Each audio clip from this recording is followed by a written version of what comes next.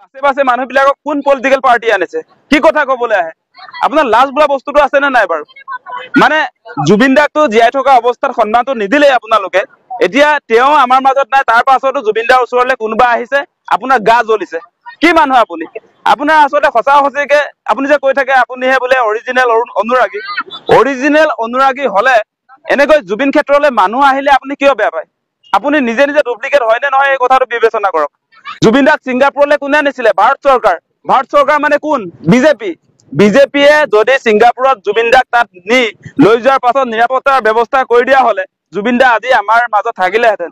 আজি পবিত্ৰ মাৰ্ঘেৰিটা নামৰে মানুহজনে ডাঙৰ লেকচাৰ যে দি আছে আজি পবিত্ৰ মাৰ্ঘেৰিটা নিজে জুবিন দাৰ মেনেজাৰ আছিলে তেওঁ নিজে বৰ্তমান সময়ত বিদেশ ৰাজ্যমন্ত্ৰী ছিংগাপুৰ বাহিৰৰ যি আপোনাৰ বিদেশ ৰাজ্যমন্ত্ৰী এগৰাকীৰ যেনেকে আচলতে গুৰুত্ব থাকিব লাগিছিলে নিজৰ বন্ধুজনৰ প্ৰতি তেওঁ কোনো নিৰাপত্তাৰ ব্যৱস্থা কৰি নকৰে একো ব্যৱস্থাই কৰি নিদিলে সেইকাৰণে ছিংগাপুৰত থকা মানুহে জুবিন দাক সাগৰলৈ লৈ গ'ল য'ত আচলতে পানী আৰু জুইত জুবিন দা যোৱা বাধা আছিলে সেই কথা বতৰাবিলাক আমি বুজি পাইছো জুবিন দাৰ মৃত্যুৰ পাছতো ৰিণিকী ভূঞা শৰ্মা আপোনাৰ পত্নীৰ ফেশ্বন শ্ব' চলি আছিলে বুলি কৈছে সেই কথা বতৰাবিলাক আজি অসমৰ সংবাদ মাধ্যমত হওক আজি সামাজিক মাধ্যমত কোনেও চৰ্চা কৰা নাই আপুনি ভাবিছে নেকি মানুহে কিন্তু পাহৰা নাই আজি আপুনি এই সংবাদ মাধ্যমক দবাই তেওঁলোকক ভয় ভাবুকি দি আচলতে আপোনাৰ পত্নীৰ যিটো ফেশ্বন শ্ব' চলিছিলে সেই কথা বতৰাবিলাক আপুনি ৰাইজৰ মনৰ পৰা লুকুৱাব পাৰিম বুলি ভাবিলেও এই সন্দেহ আমাৰ থাকি গ'ল আপোনালোকে যে শ্যামকানু মহন্তৰ লগত লগ লাগি জুবিন দাক ছিংগাপুৰলৈ নিলে তাৰ পাছত কোনো প্ৰয়োজনীয় ব্যৱস্থাপনা কৰি নিদিলে আপোনালোকৰ কোনো দায়িত্ব যে নললে সেই কথাটো আজি প্ৰমাণ হৈ গ'ল আৰু আপোনালোকে এটা কথা চাব দেই অসমবাসী ৰাইজক এটা কথা কওঁ যে আজি কেইদিনমানৰ আগত ৰিণিকী ভূঞা শৰ্মা ইয়াত এয়াৰ ৰেহমানক আনিছিলে গুৱাহাটীত গোটেই থকা মেলা খোৱা গোটেই ব্যৱস্থা দেখোন চৰকাৰৰ ফালৰ পৰা কৰি দিছিলে আজি জুবিন দাৰ ক্ষেত্ৰত কিয় চৰকাৰে নকৰিলে চৰকাৰে মাতি নিলে জুবিন দাক ছিংগাপুৰত আপোনাৰ মাতি নিয়াৰ পাছত তেওঁৰ কোনো ধৰণৰ আচলতে দায়িত্ব নললে সেই কথাটো অসমবাসী ৰাইজে বুজা দৰকাৰ মুখ্যমন্ত্ৰী নিজে অপৰাধী তেওঁ চিঞৰি কথা ক'ব নোৱাৰে তেওঁ নিজে অভিযুক্ত মুখ্যমন্ত্ৰী হিমন্ত বিশ্ব শৰ্মা অভিযুক্ত তেওঁ আজি 10-15 বছৰে নৰ্থ ইষ্ট ইণ্ডিয়া ফেষ্টিভেল এই ফেষ্টিভেল মহন্তটো পাতিবৰ কাৰণে সদায় চৰকাৰৰ ৰাজকোষৰ পৰা টকা যোগান ধৰি আছিলে সেই কথা আমি পাহৰি যোৱা নাই চৰকাৰৰ অনুষ্ঠানলৈ গৈছিলে জুবিন দা আমি সেই কথা পাহৰি যোৱা নাই আপুনি এটা শব্দও ক'ব নোৱাৰে হিমন্ত বিশ্ব শৰ্মাই এটা শব্দও ক'ব নোৱাৰে কাৰণ জুবিন দাক অসমৰ পৰা ছিংগাপুৰলৈ নিলে আপোনালোকৰ চৰকাৰে মই ইতিমধ্যে কৈছো যে বিদেশ মন্ত্ৰণালয় হাই কমিশ্যন অফ ইণ্ডিয়াই প্ৰেজেণ্ট কৰা সংগীতানুষ্ঠানত জুবিন দা গীত পৰিৱেশন কৰিবলৈ গৈছিলে গতিকে আপোনালোকৰ দায়িত্ব থকা হলে আজি জুবিন দা আমাৰ মাজত থাকিলেহেঁতেন সেই কথা মই দৈনিক কৈ আছো গতিকে মূল কথাৰ পৰা আপুনি বিভ্ৰান্ত কৰিব নোৱাৰে আপুনি যিমান আঁচনি নিদিয়ক কিয় ৰাইজে মনত ৰাখিছে যে আপোনাৰ যে এই ইনভলভমেণ্ট আছে জুবিন দাৰ মৃত্যুৰ ক্ষেত্ৰত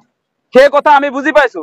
আপুনি সেই ছিংগাপুৰৰ যিবিলাক মানুহ যিবিলাকে জুবিন দাক মদে মাংসই খুৱাই হত্যা কৰি পেলালে তেওঁলোকক মেধাৱী ল'ৰা চোকা ল'ৰা বুলি আজিৰ দিনটোলৈকে গ্ৰেপ্তাৰ নকৰিলে সেই কথাবিলাক আমি পাহৰি যোৱা নাই আপুনি যিমান কৈ থাকক আমি তাৰ ওপৰত কৈ থাকিম সঁচা কথা কম আপোনাৰ নিচিনা 2 নম্বৰী কথা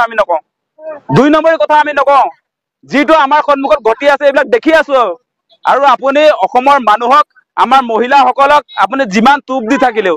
যিমান ললিপপ খুৱাই থাকিলেও মানুহে সেইকাৰণে এতিয়া দেখিছে আজি হিতাধিকাৰীয়ে আপোনাৰ এই লাখপতি বাইদেউ আঁচনি দি থকা অৱস্থাটো জুবিন দাৰ ন্যায় লাগে বুলি তাত প্ৰতিবাদ কৰিছে সেইবিলাক আচল কথা মানুহৰ মনত আছে মহিলাবিলাকৰ মনতো আছে আপুনি হাঁহি মেলি সেলফি লৈ গোটেই পৰিৱেশটো পাহৰাই দিম বুলি ক'লেও জুবিন দাক কোনো মানুহে পাহৰি নাযায় আপুনি যিমান নিবিচাৰিলেও এই জুবিন ক্ষেত্ৰত সদায় মানুহ আহিব আপুনি যিমান ভাবিব ইয়ালে মানুহ হতে বন্ধ হ'ব লাগে কমিব লাগে সেইকাৰণে এছঅপি জাৰি কৰি দিছিলে আপোনাৰ এছঅপিটো এদিনত উফৰি গ'ল কোনেও নামানে সেই কথা জুবিন দাক যেতিয়া ইচ্ছা তেতিয়াই আচলতে ৰাইজে ইয়াত জুবিন দাৰ ওচৰত আহিব শ্ৰদ্ধাঞ্জলি জনাব তাক আপুনি বাধা দিব নোৱাৰে